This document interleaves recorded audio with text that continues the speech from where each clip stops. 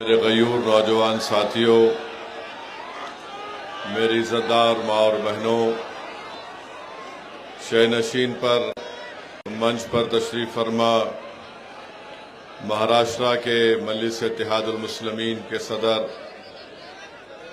وہ سابقہ رکن پارلیمان محترم جناب سید امتیاز جلیل صاحب، پربھنی کے صدر جناب محمد غوث صاحب، ممبئی اور شولاپور کے صدر جناب فاروق شابدی صاحب کہ پربھنی میں مجلس اتحاد المسلمین یہاں پر آپ کی ایک مضبوط قیادت بنے، یہاں پر آپ کے اتحاد کی طاقت اور قوت کے بل بوتے پر آنے والے میونسپلٹی اور بلدیہ کے چناؤ میں آپ اپنے پارٹی کے امیدواروں کو کامیاب کریں۔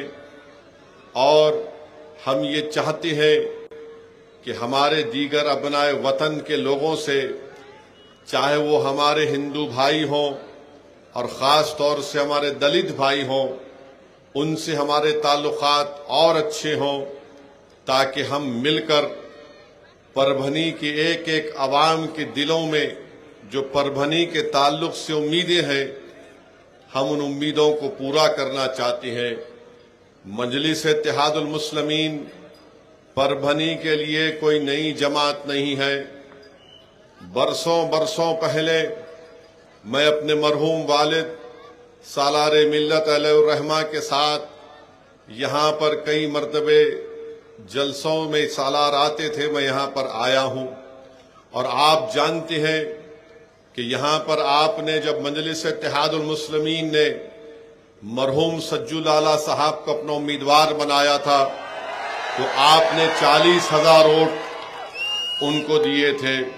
میں اللہ سے دعا کرتا ہوں کہ اللہ مرحوم سجو لالہ کی خبر کو نور سے بھر دے اور اللہ ان کی مغفرت فرمائے۔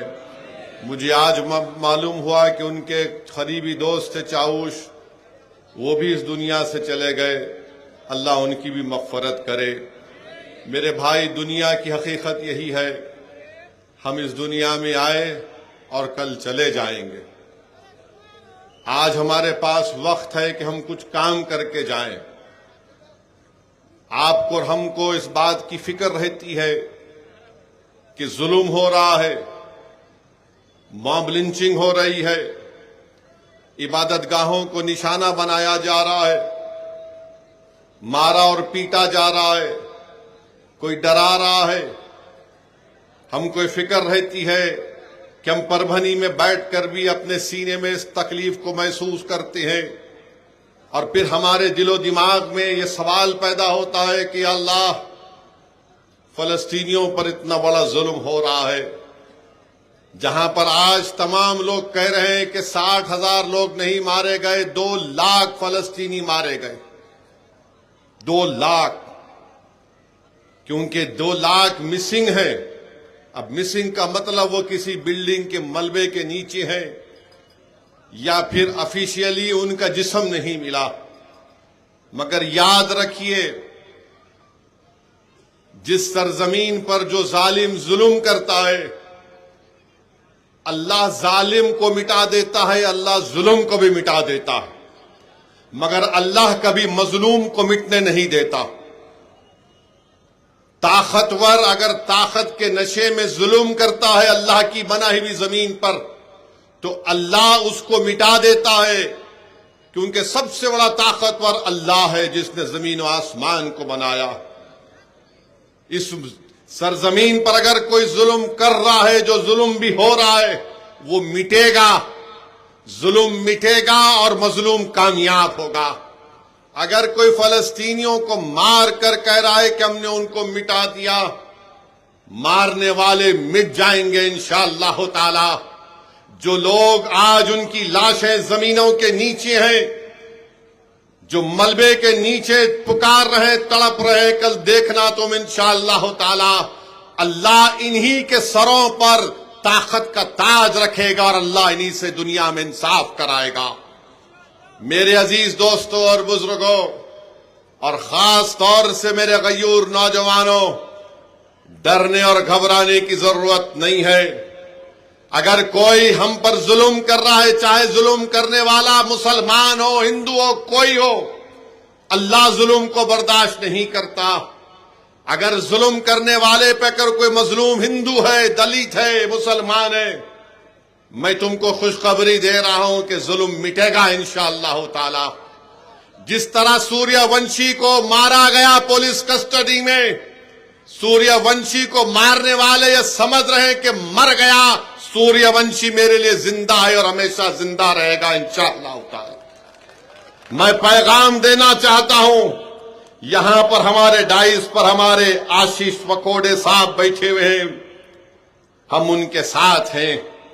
میں پیغام دینا چاہتا ہوں روی صاحب کو اور براڈے صاحب کو کہ آپ نے ہم کو نہیں چھوڑا، ہم آپ کو کبھی نہیں چھوڑنے والے ہیں انشاءاللہ تعالی۔ تو میرے عزیز دوستوں اور بزرگوں، میں بات کر رہا تھا ظلم کی۔ کربلا کے میدان میں 72 شہید ہوئے، امام حسین شہید ہو گئے، رسول اللہ صلی اللہ علیہ وسلم کے نواسے، وہ نواسے جس کے منہ میں رسول اللہ صلی اللہ علیہ وسلم اپنی زبان مبارک رکھتے تھے، وہ نواسے جس کے منہ میں رسول اللہ صلی اللہ علیہ وسلم اپنے ہاتھ سے نکال لاب دہن لگاتے تھے، وہ نواسا شہید ہو گیا جو رسول اللہ صلی اللہ علیہ وسلم کے عنبری زلفوں کو تھامتا تھا، وہ نواسا شہید ہو گیا جس کے لیے رسول اللہ صلی اللہ علیہ وسلم اپنے خطبے سے منبر پر بیٹھ کر خطبہ دے رہے تھے، آقا اتر کر آ گئے اور ان کو گود میں لے لیا، وہ نواسا شہید ہو گیا جس کے بارے میں آقا دو عالم صلی اللہ علیہ وسلم نے فرمایا کہ حسین مجھ سے ہے، میں حسین سے ہوں، وہ نواسا شہید ہو گیا اپنی پوری آل کے ساتھ جس کے بارے میں اللہ کے رسول صلی اللہ علیہ وسلم نے فرمایا کہ جو اس کی ماں، اس کے باپ سے محبت کرے گا وہ جنت میں میرے ساتھ رہے گا۔ 72 کربلا کے میدان میں شہید ہو گئے، مگر دنیا کیا یزید کو یاد رکھتی ہے یا امام حسین کو یاد رکھتی ہے؟ بولو، دنیا کس کو یاد رکھتی ہے؟ دنیا یزید کو ملعون کہتی ہے نہیں کہتی ہے؟ بتاؤ آپ، دنیا اس صبح قیامت تک یزید کو ملعون کہے گی۔ تو ہم حسینی پرچم کو اٹھائے ہوئے ہیں، ہم حسینی پرچم کو اس لیے اٹھائے کہ ہم ظلم کا خاتمہ کریں گے، ہم مظلوم کو انصاف دلائیں گے، اور تعداد کو دیکھ کر امام حسین نے علی اکبر علی اصغر کی شہادت نہیں دی۔ امام حسین نے دیکھا کہ میں تعداد میں کم ہوں، مگر امام حسین نے ہم کو پیغام دیا، کربلا کے ریگزاروں سے پربھنی کی عوام تم کو، وہ کربلا کے ریگزارے تم کو پکار پکار کر کہہ رہے کہ ظالم کے ظلم کی اس کی طاقت کو مت دیکھ کر مروب ہو جاؤ، بلکہ تم حق کی سربلندی کے لیے آگے بڑھو۔ ارے دنیا میں جو آیا یہ دنیا فانی ہے، یہ دنیا ختم ہو جائے گی، مگر تاریخ اس کو یاد رکھتی ہے جو وقت کے یزیدوں سے مقابلہ کرتا ہے، تاریخ ان کو کبھی مرنے نہیں دیتی جو وقت کے فرعون اور نمرودوں سے مقابلہ کرتا ہے، تاریخ ان کو مٹا دے گی، مگر جو مظلوم کے حق کے لیے لڑے رہیں گے تاریخ اور دنیا ان کو ہمیشہ یاد رکھے گی۔ یہ کربلا کے ریگزاروں سے پیغام آ رہا ہے، یہ حضرت زینب کے اجڑے ہوئے خیمے سے پیغام آ رہا ہے، وہ دریا کا کنارہ جو اہل بیت کے خون سے لال ہوا وہ ہم کو کہہ رہا ہے کہ بھارت کے مسلمانوں اپنی ہمت اور حوصلے کو بلند رکھو، تم اس ملک کے باعزت شہری تھے اور شہری رہو گے، مگر تم کو اپنے حق کے لیے اٹھ کھڑے ہو کر لڑنا پڑے گا، تم غلامی نہیں کرو گے، تم قیادت کرو گے، تم کسی کے پیروں کے پاس نہیں بیٹھو گے، تم کرسی ڈال کر سامنے آنکھوں میں آنکھیں ڈال کر کہو گے کہ مجھے بھارت کے سمویدھان جس کو بابا صاحب امبیڈکر نے بنایا، مجھے میرا حق چاہیے، مجھے میرا حق چاہیے۔ یہ پیغام آپ کو میں دینے آیا ہوں۔ تو میرے عزیز دوستوں اور بزرگوں، 72 کربلا میں شہید ہوئے، یزید ختم ہو گیا، یزید کی آئیڈیالوجی ختم ہو گئی، مگر امام حسین آج بھی زندہ ہیں۔ میرے بھائی، یہی تو پیغام ہم کو دینا ہے، ہمت اور حوصلے کو بلند رکھنا ہے۔ یقیناً ہمارے دماغ میں ایک بات پیدا ہوتی ہے، کیا بول رہا ہے یہ شخص، ہم اتنی تکلیف اٹھا رہے ہیں، کوئی ہم سے برتھ سرٹیفکیٹ کینسل کر دو بول رہا ہے، کوئی کہہ رہا ہے کہ عبادت گاہ کو ختم کر کے رکھ دیا جائے گا۔ یاد رکھو، میری اس بات کو ذہن نشین کر لو، میں نے علماء کرام کے پیروں کے پاس بیٹھ کر ان کی زبانوں سے سنا کہ دنیا دار الجزا نہیں ہے، یہ دنیا تم کو یہاں پر انعام ملنے والی جگہ نہیں ہے، دنیا عمل کی جگہ ہے۔ عمل کرو، نیک عمل کرو، بہادری کے مظاہرے اپنے چھوڑو، اور جزا اللہ اس دن دے گا جب خبروں سے ہم کو اٹھایا جائے گا، اور ظالم ہوگا جو تم پر ظلم کیا، ہم پہ ظلم کیا، ہم کھڑے ہوں گے۔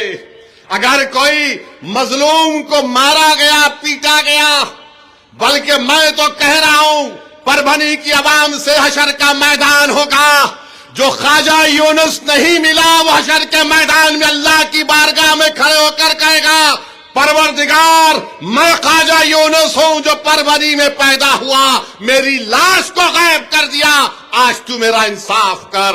جنہوں نے خواجہ یونس کو مارا، تم تیار ہو جاؤ، جب رب کریم کے سامنے تمہارا انصاف ہوگا، تمہارا ہر چیز کا حساب ہوگا۔ تو میرے عزیز دوستوں اور بزرگوں، یہ دنیا دار العمل ہے، عمل کرو، ڈرنے اور گھبرانے کی ضرورت نہیں ہے۔ اللہ ہمارے ساتھ ہے، اللہ ہمارے ساتھ ہے۔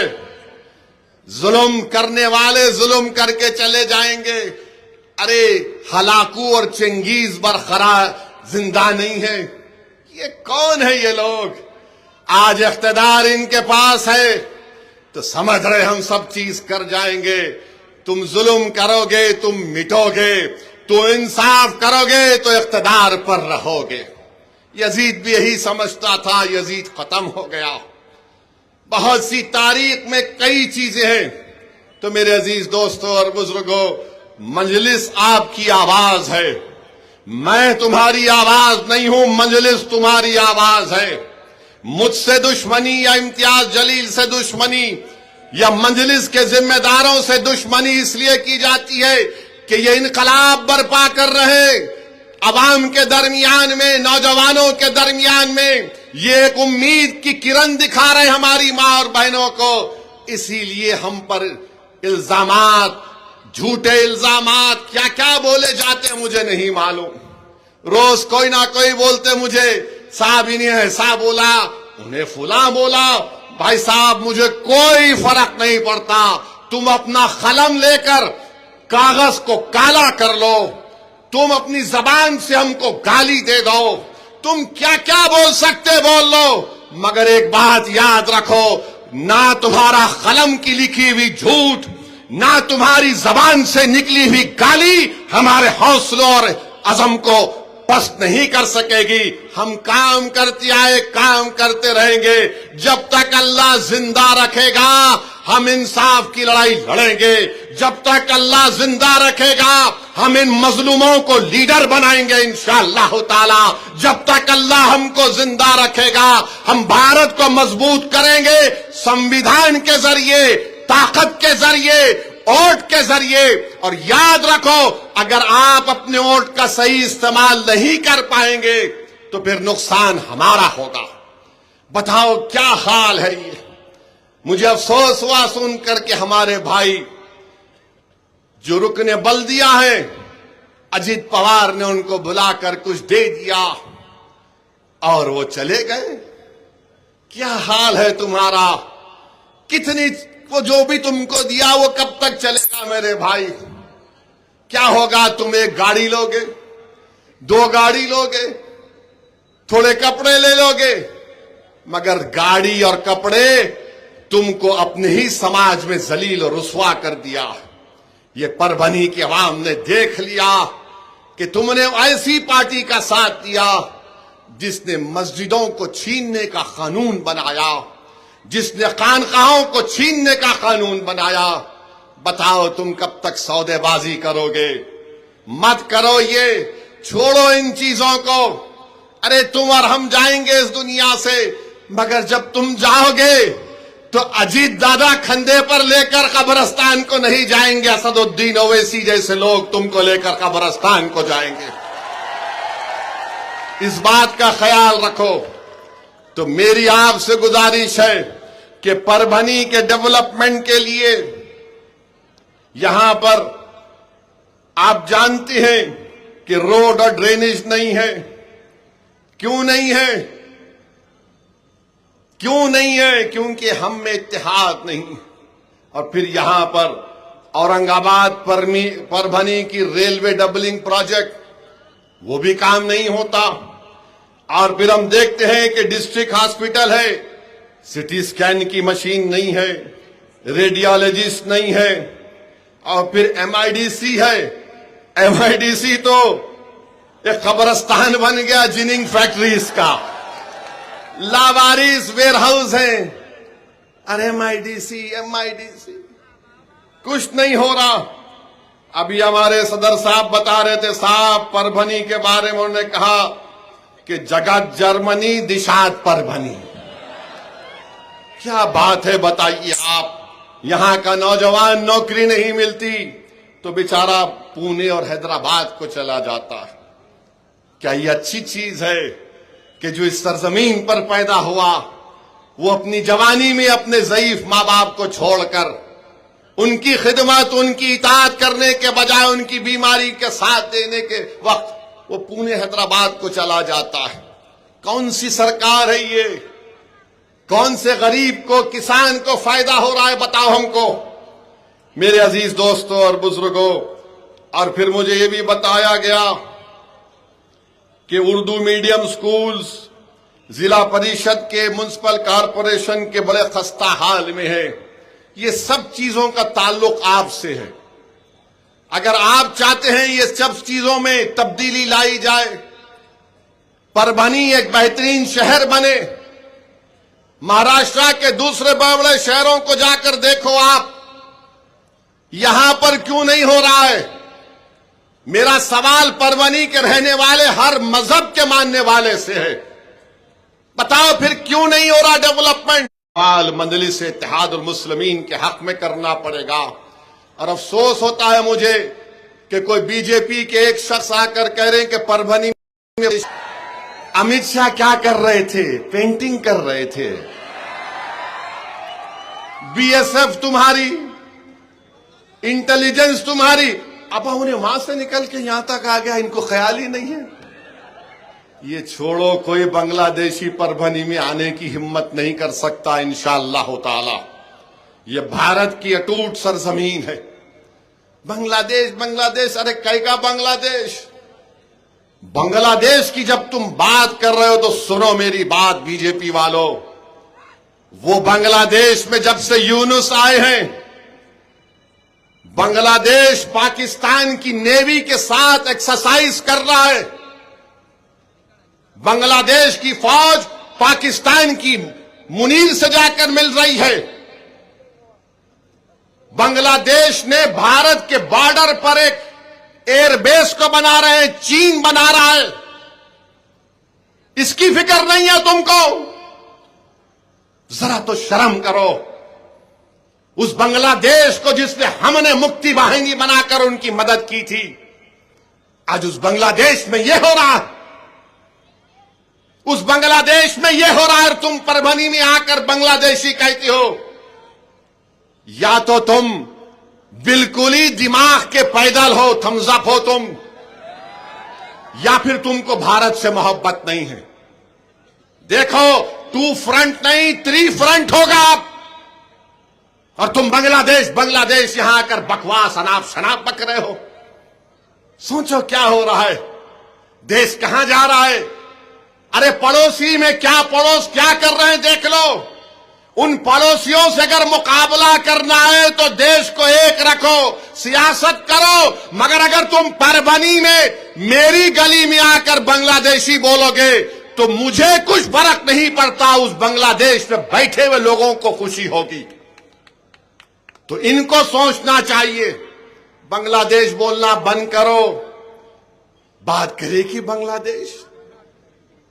نیپال کو جا کر دیکھو کیا ہو رہا ہے نیپال میں، کوئی فکر نہیں ہے، کچھ فکر نہیں ہے۔ ارے بھارت کو تم بدنام کرنا چاہتے تو تمہاری بات، تو پھر تم جو چاہے کر لو۔ اور پھر یہاں کے ایم ایل اے صاحب، یہاں کے آمدار راہل پاٹل صاحب، انہوں مراٹھا بھائیوں کو مبارکباد دینا چاہتا ہوں جو مراٹھی زبان پر فخر کرتے ہیں، کیونکہ مہاراشٹر ہے، یہاں کی مدر ٹنگ مراٹھی ہے۔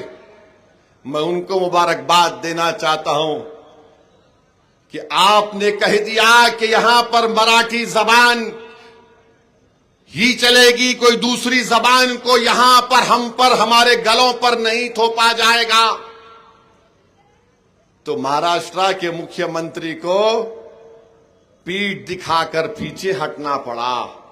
آج آرڈر واپس لے لیے فڈنویس، کہا کہ نہیں جی آر کو واپس لیتے ہیں ہندی زبان کے بارے میں۔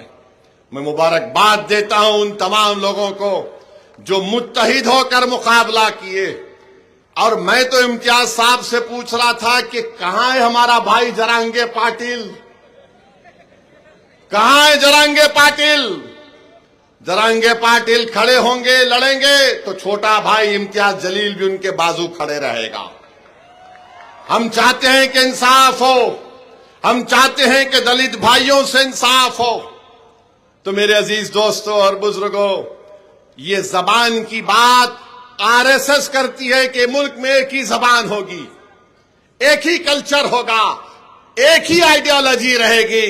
نہیں، بھارت میں کبھی بھی ایک زبان، ایک آئیڈیالوجی نہیں رہ سکتی۔ یہ وہ دیش ہے جہاں پر ہزاروں تہذیبیں ہیں، یہ وہ دیش ہے جہاں پر ہزاروں زبانیں بولی جاتی ہیں۔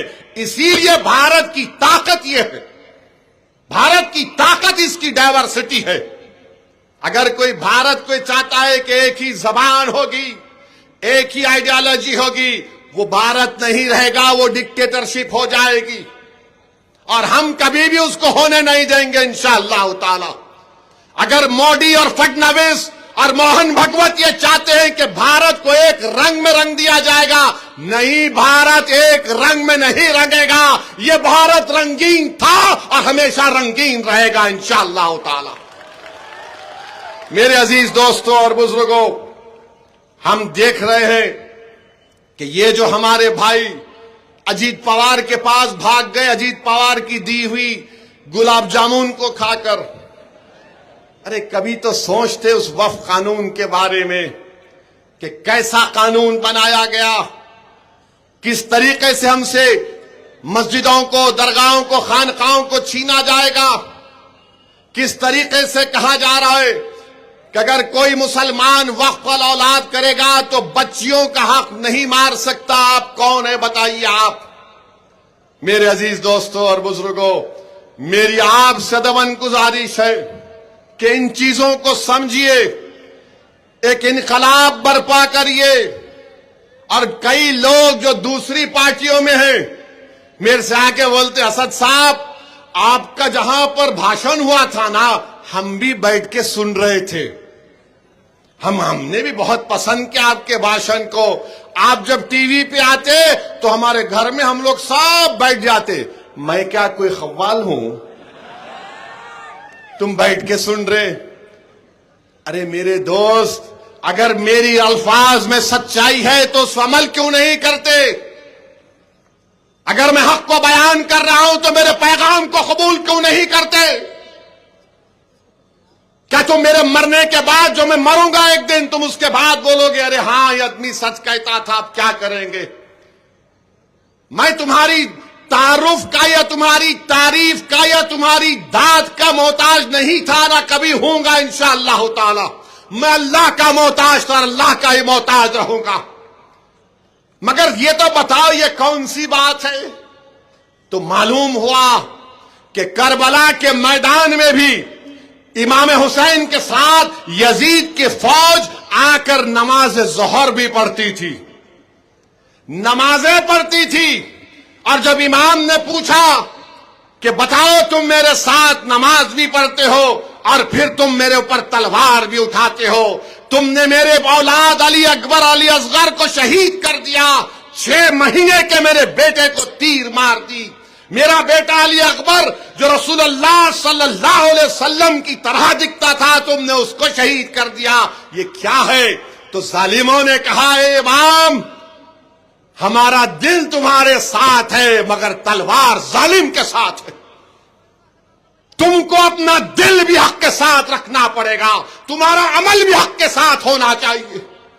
تم کب تک طاقتوں سے ڈرو گے؟ تم کب تک ان دولت مندوں سے ڈرو گے؟ ارے نہیں الیکشن آئے گا تو یہ لوگ پیسوں کی نہریں بہا دیں گے۔ ارے امام حسین نے کیا کیا؟ پیاسے تھے، پانی بن کر دیا گیا تھا۔ اگر امام حسین اللہ سے کہتے کہ اللہ بارش کو نازل کر، تو کیا اللہ رب کریم اپنے حبیب کے نواسے کی دعا کو رد کرتا ہے؟ بارش کو نازل کر دیتا۔ مگر صبح قیامت تک کربلا سے پیغام دیا جا رہا ہے، ظالم سے ڈرو مت، اس کے اقتدار سے مت ڈرو، اس کی طاقت سے مت ڈرو، اس کی دولت سے مت ڈرو، اپنے حوصلوں کو بلند رکھو۔ میرے عزیز دوستوں اور بزرگوں، میرے غیور نوجوانوں، یہ مستقبل تمہارا ہے، میرا نہیں ہے، مستقبل آپ کا ہے۔ اس دیش کو مضبوط کرنا ان نوجوانوں کی ذمہ داری ہے۔ اور دیش کب مضبوط ہوگا؟ جب دلت، مسلمان، آدیواسی اور غریبوں کا ان کو ان کا حق ملے گا۔ تو آئیے یہاں پر مجلس کو مضبوط کریے۔ لوگ بہت کہتے ہیں میرے بارے میں، امتیاز جلیل کے بارے میں تو ماشاءاللہ روز آ کر کچھ نہ کچھ کہتے ہیں، مگر آپ کو معلوم امتیاز کو ہرانے والے، ناصر صدیقی کو ہرانے والے کون تھے؟ کس نے ہرایا امتیاز جلیل کو؟ کس نے ہرایا ناصر صدیقی کو؟ اگر یہ دو جیت جاتے تو مہاراشٹر کی ویدھان سبھا میں لوگ پہنچ جاتے۔ جب یہ دو پہنچ جاتے تو فڈنویس کو معلوم تھا، شنڈے کو معلوم تھا، اجیت پوار کو معلوم تھا اگر امتیاز جیت کر آ جائے گا تو امتیاز ہماری راتوں کی نیند حرام کر دے گا، کیونکہ یہ نہ جھکتا ہے نہ بکتا ہے بلکہ لڑتا ہے۔ تو کیا کیا سب نے کیا کیا؟ مل کر امتیاز جلیل کو ہرا دیا۔ سب نے مل کر امتیاز جلیل کو ہرایا۔ کتنے؟ 1200 ووٹ، 1700 ووٹ، 1700 ووٹ۔ اور جو سماجوادی پارٹی کا امیدوار تھا وہ غدار، کتنے ووٹ لیا؟ وہ 20,000، 5,000 ووٹ لیا۔ تو یاد رکھو دشمن ہمارے ہی گھر میں بیٹھا ہوا ہے،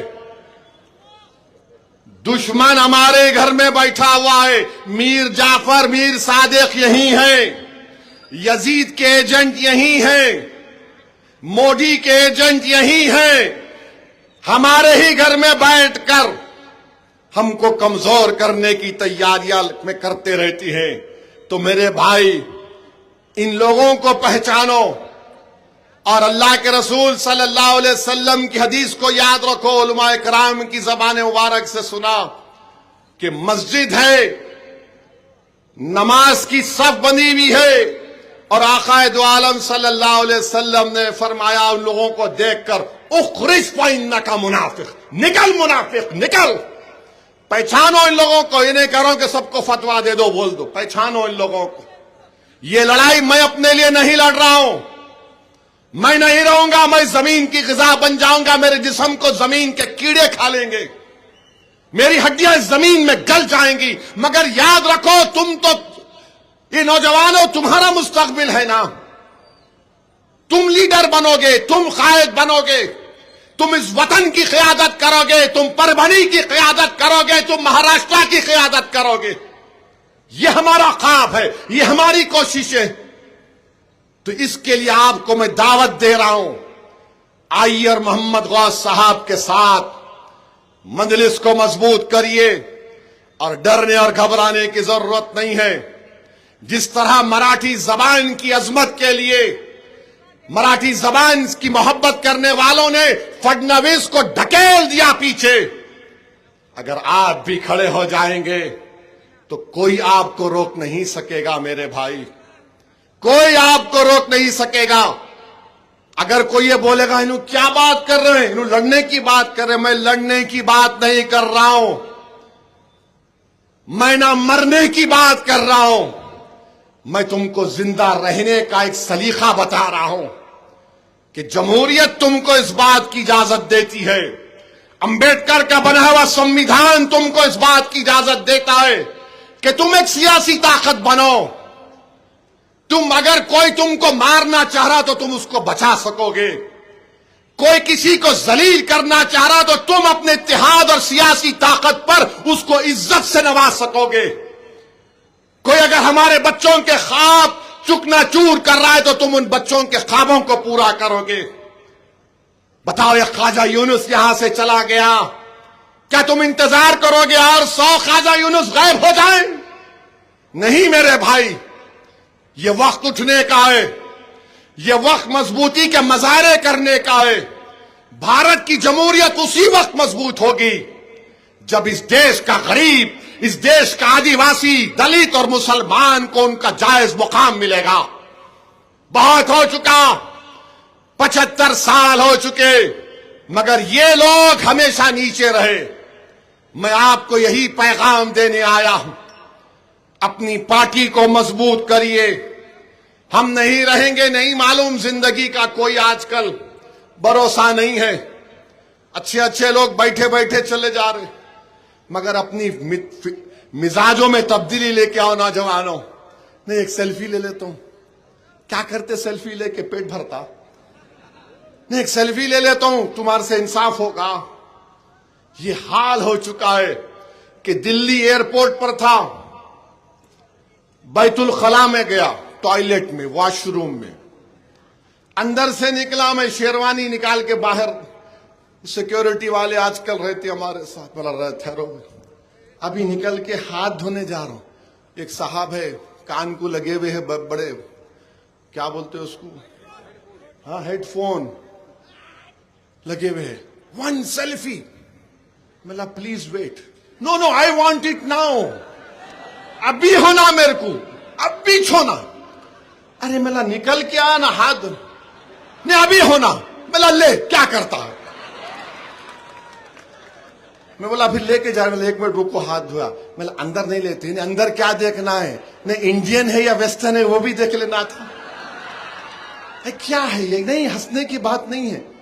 دلی کے وہاں ایک نماز پڑھنے کی جگہ ہے، میڈیٹیشن سینٹر بولتے، وہاں وضو کر رہا ہوں میں، ابھی کلی کر رہا ہوں، میری فلائٹ ہے، میری فلائٹ ہے. ارے میں بولا فلائٹ، میں محسوس نہیں کر رہا کوئی بول رہا ہوں گا بھائی نماز پڑھ، کسی کو بول رہا ہوں جلدی چلو. اب میں وضو کر رہا ہوں، ہاتھ دھو رہا ہوں، سر کان میں انگلی ڈال کے بالوں، سر میری فلائٹ ہے، ایک فوٹو لینے دو میرے کو. ارے میں ٹھہرو بھائی صبر، نہیں نہیں نہیں میرے کو فلائٹ ہے. ارے پیر دھو لوں، نہیں سر میری فلائٹ ہے. یہ کیا ہے بتاؤ آپ، یہ کیا ہے بتاؤ آپ، تم میری فوٹو لے کے کیا کر لو گے میرے بھائی، کیا ہوگا تم کو اس سے بتاؤ. اگر تمہارے میں تبدیلی نہیں آ رہی، اگر تم لڑ نہیں رہے ہو ظالموں کے خلاف، اگر تم متحدہ اپنے ووٹ کو استعمال نہیں کر رہے ہو، تم مسجدوں کی عظمت کو بچا نہیں پا رہے ہو، تم قبرستانوں کو نہیں بچا پا رہے ہو، تو میری فوٹو لے کے کیا کر لو گے. تم کو اتنا قابل بننا ہے کہ دنیا تمہارے پیچھے دوڑے کہ میں تمہارے ساتھ فوٹو لینا. یہ ہمارا خواب ہے، یہ ہماری خواہش ہے، یہ ہماری دعائیں ہیں رات کے اندھیروں میں اللہ سے. میرے عزیز دوستوں اور بزرگوں، نوجوانوں، تم قوم کا مستقبل ہو، تم بھارت کا مستقبل ہو. تمہاری مثال ایک گھر کی اونچی دیوار کی طرح ہے. اگر کسی کی گھر کی دیوار گر جاتی تو پڑوسی اس کو اپنا راستہ بنا لیتا ہے. تم مت گرو نوجوانوں، تم زندہ رہو گے، تم سینے تان کر اپنی زندگی کو گزارو گے تو تمہارے گھر کی دیوار مضبوط رہے گی. تمہارے گھر کے اندر بسنے والے عزت کی زندگی گزاریں گے، حفاظت سے زندگی گزاریں گے. نوجوانوں، میں تم کو یہ پیغام دینے آیا ہوں کہ اپنے حوصلوں کو بلند رکھو، مسجدوں کو آباد رکھو، نماز کی پابندی کرو، جھوٹ مت بولو، گانے اگر چھوڑ نہیں سکتے تو کم سنو. یاد رکھو تم مستقبل ہو. کوئی اگر ڈرگز لے رہا ہے تو چھوڑو، کیا ہے ڈرگز؟ یہ تم خالی ایک وہ کیا مار لیے، چٹا مار لیے. میں دیکھا ہوں نوجوانوں کو راتوں میں جب آتا ہوں میں حیدرآباد میں، ایک صاحب تو بیچ روڈ پہ آ گئے، کیا ہوا کیا ہوا، گاڑی روک دی، کیا ہوا؟ معلوم میرے کو نشے میں بول رہے میں آپ جا رہے، دیکھنا چاہ رہا تھا آپ کو. کیا ہوا تیرے کو؟ اپن یہ کیا ہے، یہ آپ یہ کرنے آئے؟ ارے توحید کا نشہ یہ جو ہے نا، صرف اللہ کو ماننا، وہ سب سے بڑا نشہ ہے. تم ایک بار اس کو سمجھ گئے کہ لا الہ الا اللہ کا مطلب تم سمجھ گئے. تم نعرہ تو لگا دیے لا الہ الا اللہ، مگر تم کو اس کو سمجھنا ہے کہ لا الہ الا اللہ کا مطلب کیا ہے، کہ زمین و آسمان کا خالق اللہ، آسمانوں سے بارش برسانے والا اللہ، ایک ماں کے پیٹ میں خون کے لتھڑے سے تم کو پیدا کرنے والا اللہ. اور جب 90 دن ہو جاتے تو تمہارے مقدر کا لکھنے والا اللہ. تم جب اپنی ماں کی پیٹ سے پیدا ہوتے تم کو اپنی ماں سے دودھ پلانے والا اللہ. جب تم بوڑھے ہو جاتے تو تمہاری خیال رکھنے والا اللہ کا رحم. اور جب تم خبر میں جاتے اور جب تم زندہ کیے جاتے وہ اللہ. یہ لا الہ الا اللہ ہے. تم نعرہ تو لگا دیے، اللہ تم کو اور مجھے توفیق دے کہ ہم اس نعرے کو صحیح سمجھیں. اور لا الہ الا اللہ کے بعد کیا ہے؟ محمد رسول اللہ. ہم اللہ کے رسول صلی اللہ علیہ وسلم کی امت ہیں. ہم رسول اللہ صلی اللہ علیہ وسلم کی امت ہیں. یہ ہمارے لیے سب سے بڑا امتیاز ہے.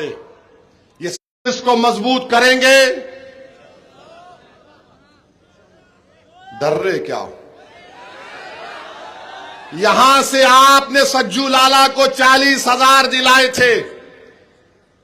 اب کے آنے والے کے بلدیہ الیکشن میں کتنے آپ کامیاب کروائیں گے انشاءاللہ بتاؤ. مومن وہ ہے جو بار بار ایک سوراخ سے نہیں ڈسا جاتا. یہ سرکار دو عالم کی حدیث ہے. یہ تمام ناسور ویسے ہی ڈسیں گے ہم کو آ کر، نئی نئی باتیں کریں گے. اب بہار کا الیکشن آ رہا تو شروع ہو گئے میرے پیچھے، نہیں نو ووٹ کاٹتے. ابھی میں 56 ایئرز کا ہو چکا ہوں. اب میری اسم نویسی کی دریافتی غلط ہے. اب یہ عمر نہیں ہے میری دریافتی کرنے کی. تم دیکھو تم کیوں ہار رہے. ارے ہم تو تم کو بول رہے، اختر علی مان نے کہا آؤ اگر تم کو یہ پسند ہے کہ دوبارہ بی جے پی بہار میں نہ آئے تو ہم سے ہاتھ ملاؤ. تم نہیں ملائیں گے تو یاد رکھو یہ ہاتھ تمہارے گریبان سے بھی کھیلے گا انشاءاللہ تعالی. یہ ہاتھ بڑے دراز ہیں، یاد رکھو. ان ہاتھوں میں، ان بازوؤں میں اللہ نے اپنے حبیب کے صدقے میں بہت طاقت دی ہے. تمہارے وار، تمہاری گولیاں، تمہارے جھوٹ ہماری طاقت کو، ہمارے حوصلوں کو کبھی کم نہیں کر سکے گی. تو میرے عزیز دوستوں اور بزرگوں، مجلس کا ساتھ دیجئے، ہم رہے یا نہ رہیں. ہم نہیں رہیں گے تب بھی آپ مجلس کا پرچم اٹھا کر لے کر چلنا ہے آپ کو، کیونکہ یہ پرچم ایک پارٹی کا ضرور ہے، مگر یہ ایک امید دلاتا ہے مظلوموں کو کہ یہ انصاف سے دلانے والی پارٹی ہے. آپ نے دیکھ لیا کہ جب وقف کا قانون پارلیمنٹ میں پاس ہو رہا تھا، امتیاز جلیل نے مجھ سے کہا اسد بھائی میں آپ کی تقریر دیکھ رہا تھا. میں امتیاز جلیل کو بعد میں بولا کہ امتیاز جلیل صاحب میں تقریر تو کر رہا تھا مگر دل میں میرے جسم میں ایک تکلیف تھی، اتنی بڑی تکلیف تھی کہ کاش اگر آپ میرے ساتھ امتیاز اور اختر الایمان کو کامیاب کر دیتے تو میری مسجد کو چھیننے کا قانون نہیں بنتا. کاش اگر میرے ساتھ امتیاز اور اختر الایمان ہوتے تو میری خانقاہوں کو ویران کرنے کا قانون نہیں بنتا. اٹھو میرے بھائی، میرے الفاظ اگر کوئی سمجھ رہا ہے کہ جذبات میں لانا چاہتا ہے اسد الدین نہیں، میں سچائی کو بیان کر رہا ہوں. اللہ جانتا ہے میرے سینے میں کیا ہے. میں کس طرح کرب میں رہتا ہوں بھارت کی پارلیمنٹ میں جب ان قانونوں کو دیکھتا ہوں. کوئی بیٹھ کر یہ دیکھ سکتا ہے کہ تمہارے سامنے مسجد کو چھیننے کا قانون بن گیا؟ کیا کوئی برداشت کرے گا کہ وہ مسجد جو قیامت بھی آئے گی تو ہر چیز پہاڑ روئی کی طرح ہو جائیں گے مگر اللہ مسجدوں کو اٹھا کر جنت میں رکھے گا؟ بتاؤ کس طرح سے تکلیف اٹھانا پڑتا ہے. اسی لیے میرے بھائی جمہوریت ہے، اپنے نمائندوں کو کامیاب کرو، چاہے ضلع پریشد ہو، لوکل باڈی ہو، اسمبلی ہو، پارلیمنٹ ہو. ہاں ہم انسان ہیں، ہم میں غلطیاں ہیں، ہم کوئی فرشتے ہونے کا دعویٰ نہیں کر رہے. ہم روز توبہ کرتے، 100 200 مرتبہ اللہ سے بھیک مانگتے ہیں، مگر ہماری بات کو تو سمجھو. کب سمجھو گے میرے بھائی؟ کب عمل کرو گے تم؟ کب تم عزت کی کا تاج تمہارے سروں پر کب رکھا جائے گا بتاؤ؟ اگر تم یہ سمجھ رہے ہو کہ ہم نے مسجدوں کو آباد رکھا، یقیناً رکھا، مگر مستقبل میں کیا ہوگا بتاؤ؟ یہ آپ کو میں دعوت فکر دیتا ہوں اور آپ سے گزارش کرتا ہوں کہ مجلس کو مضبوط رکھیے اور میرے ساتھ نعرہ لگائیے کہ وقف قانون کو واپس لو، واپس لو، وقف قانون کو واپس لو، وقف قانون کو واپس لو، وقف قانون کو واپس لو، وقف قانون کو واپس لو. نعرہ تکبیر، نعرہ تکبیر. اور اب آپ اپنے فون کی لائٹ کو کھول کر پیغام دیجئے ظالموں کو کہ پربھنی میں اب اتحاد ہو چکا ہے. دبا کے کھولیے پورے لائٹوں کو، روشن کر دیجئے اپنے گھروں کو، یہ اتحاد کی نشانی ہے. السلام علیکم ورحمۃ اللہ وبرکاتہ.